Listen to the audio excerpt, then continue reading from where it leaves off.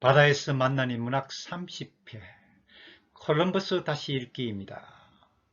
너무나 어렵게 천신만고 끝에 대항해 선단을 꾸린 콜럼버스는 그 이후로도 콜럼버스의 고난의 길은 계속됩니다. 선단을 구성해서 항해를 준비할 때부터 콜럼버스는 어려움을 겪는데요. 왜냐하면 이 대항해의 총지휘자 콜럼버스는 포르투갈인이지만 그의 지휘를 받는 사람들은 중간 지휘자들을 포함해서 대부분이 스페인 사람이기 때문입니다. 당시 스페인과 포르투갈은 국가적으로나 민족적으로 경쟁 관계에 있었는데요. 이렇게 항해 요원들의 인적 구성이 자신에게 매우 불리한 콜럼버스는 출항하고 나서 항해하는 동안에도 이러한 이유로 해서 많은 어려움을 겪게 됩니다. 드디어 배가 출항하고 콜럼버스가 지휘하는 대항해에 선다는 그때까지 유럽인들이 한 번도 가본 적이 없는 저 망망한 대서양의 서쪽으로 그야말로 바다의 끝, 세상의 끝으로 항해를 시작한 겁니다. 콜럼버스의 항해선은 그야말로 아무도 간 적이 없는 바다, 온갖 위험과 낭설로 가득 찬 바다, 전설과 신화의 바다, 그 미지의 바다로 항해를 하는 거죠. 콜럼버스의 항해 선단은 이제부터 그야말로 아무도 간 적이 없는 바다로 나아가고 있었습니다. 어쩌면 소문으로 떠돌던 낭떠러지로 떨어질지도 모르는, 아니면 그리스 신화에서 나오는 이상한 노래를 부르면서 선원들의 혼을 빼앗아가는 노래의 요정 세이레네스, 무리를 만날지도 모르는 그런 바다를, 그야말로 신화 속의 바다를 나아가는 겁니다. 바다의 수평선에서는 아침 해가 떠오르고 낮이면 태양열이 갑판을 뜨겁게 달구고 저녁이면 다시 해는 바닷속으로 가라앉으며 바다는 붉게 물들고, 밤이 되자 수많은 별자리들이, 헤라클레스 자리, 큰 곰자리, 작은 곰자리, 정갈자리, 물병자리, 수많은 별자리들이 마치 말을 걸듯 반짝이고 눈부시게 은하수가 흐르고, 다시 새벽이 되어 수평선에서는 붉은 해가 떠오르고, 그저 그저 그뿐인 것인데요. 먼 바다를 하루 이틀 사흘 나흘 이렇게 항해를 계속하면 바다는 그저 이렇게 그뿐인 것 아닙니까? 이런 바다의 풍경은 여러분들께서는, 지금 여러분들의 입장에서 생각을 하신다면 이 얼마나 아름다운 풍경일까 하고 생각을 하실지 모르겠지만요. 실제로 이와 같은 항해를 감행하는 입장에서 보면 반드시 그런 일만은 아닌데요. 여기서 제 경험을 좀 말씀드리겠습니다. 전번 강의에서 한번 인용한 내용입니다. 그렇지만 다시 한번 말씀을 드리겠습니다. 오래전에 저는 대양을 건너는 항해사이었던 적이 있습니다. 제 직업이 항해사이었습니다. 그때 저는 태평양, 대서양, 인도양을 많이 건너가곤 했습니다. 오늘날 선박의 기술과 항해 기술은 과거 콜럼버스 시대의 그것과 비교할 수 없을 정도로 뛰어나지요.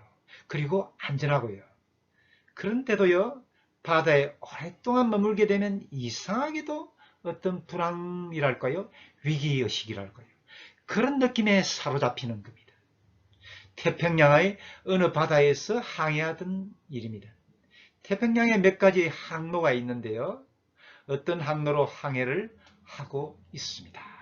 이 항로에는 지나가는 배가 뜸합니다. 본래 그런 항로인데요.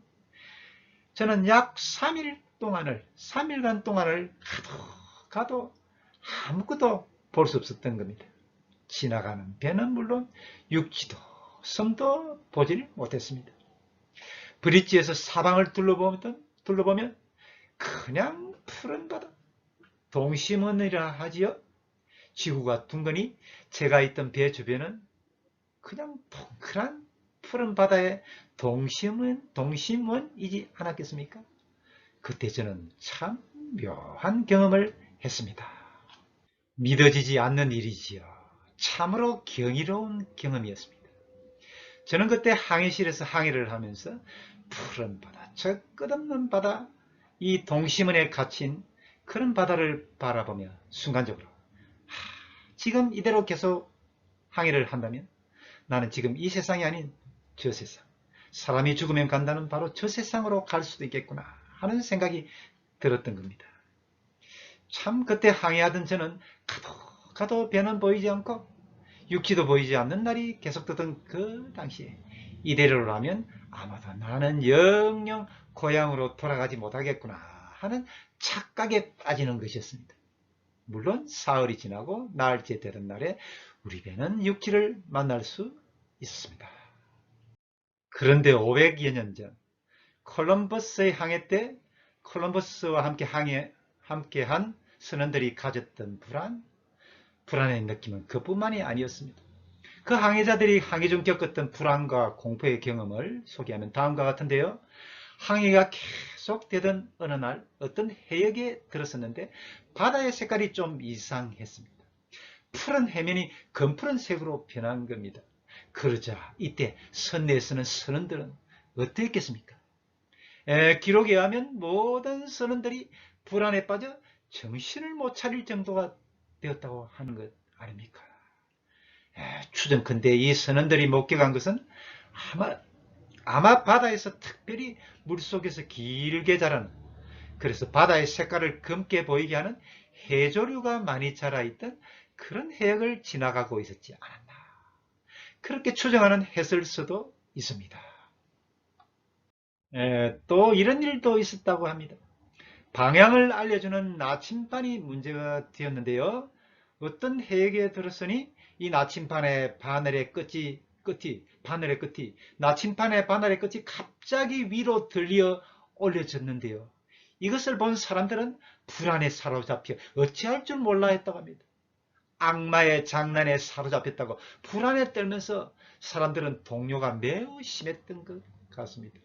이렇게 불안과 공포의 일들이 계속되자 사람들은 몹시 동요했고 특히 포르투갈인인 지휘자 콜럼버스에게 반감을 가지고 있던 스페인 지휘자들 중에는 콜럼버스를 그냥 바다에 던져버리고 선대를 돌려서 본국으로 돌아가서는 왕 앞에 나가서 결과를 보고할 때 콜럼버스는 항해 중에 사고로 사망했습니다 라고 사고사로 처리하자고 그런 말까지 돌고 했다는 것 아닙니까?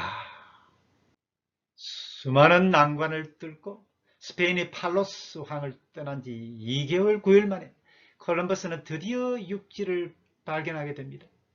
세계사의 대변혁을 알리는 순간이죠. 새로운 대륙 아메리카를 보았으니 말입니다. 물론 콜럼버스는 이 아메리카 신대륙을 인도가 있는 아시아 땅이라고 잘못 알고 있었습니다. 콜럼버스의 착각이지요. 하지만 정말 위대한 착각인데요. 세계사적으로 위대한 과업을 콜럼버스는 성취해낸 것이지요. 만약에 콜럼버스 이후에 아메리카에 진출한 스페인과 같은 유럽인들이 새로 발견한 이 땅을 식민지로 만들기 위해서 원주민들에게 가한 온갖 악행만 아니었다면 이 대항해 대발견은 그야말로 세계인들의 칭송을 받을 만한 사건이었겠지만 말입니다. 스페인으로 귀환한 콜럼버스는 바르셀로나에서 스페인 왕의 성대한 환영을 받게 됩니다. 완전히 공개된 석상에서 콜럼버스는 페르디난드 왕과 이사벨라 여왕의 옆자리에 앉는 특별한 예우를 받게 되는데요. 콜럼버스는 귀족의 계급을 받게 되고 고유의 문장을 사용할 수 있는 허락도 받아 윗세를 날리게 되었습니다. 제노바의 하찮은 가문 출신인 콜럼버스가 그 시대의 최고의 사회적 지위로 신분 상승을 하는 겁니다. 이때 그의 나이 40 초반.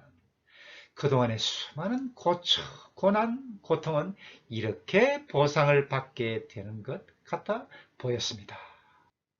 그 이후로도 콜럼버스는 스페인 궁정의 지원을 받아서 지금의 서인도 제도와 그 일대 해역과 여러 지역으로 2차, 3차, 4차에서 모두 4번의 항해를 수행하게 되는데요. 그렇지만 콜럼버스는 그들이 상상하고 꿈꾸던 향신료, 후추라든지 교역으로 큰 이윤을 남길 수 있는 동양의 진귀한 물품을 만나는 데에는 실패하게 되는데요. 약간의, 그러니까 거기 원주민들과 물품을 교역을 해서 약간의 이윤을 얻는 데 그치고 마는데요. 4차에 걸쳐 시도한 콜럼버스의 항해 실적은 거기에 투입된 비용과 대비해서 아주 초라한 성적표에 그치고 말았습니다. 콜럼버스의 말년은 그가 성취한 그 위대한 항해와 비교한다면 그의 말년은 참 쓸쓸하고 고독했습니다. 늙은 콜럼버스는 이 위대한 콜럼버스는 임종을 맞이할 때 세인들의 주목을 전혀 받지 못하고 단지 그의 두 아들과 동생과 그의 측근 부하 한 사람 이렇게 소수의 인원이 지켜보는 가운데 쓸쓸하게 임종을 맞이하게 됩니다. 지금까지 바다가 만난 인문학 강의 방송 중 콜럼버스 다시 읽기 4회를 마칩니다. 지금까지 시청해 주신 여러분 대단히 감사합니다. 다음 시간은 인류의 역사에서 가장 위대한 항해를 수행했던 마젤란을 진행하겠습니다. 지금까지 인터넷 한국해양문학관의 심호섭이었습니다. 오늘도 바다와 함께 행복한 시간 되시길 바랍니다.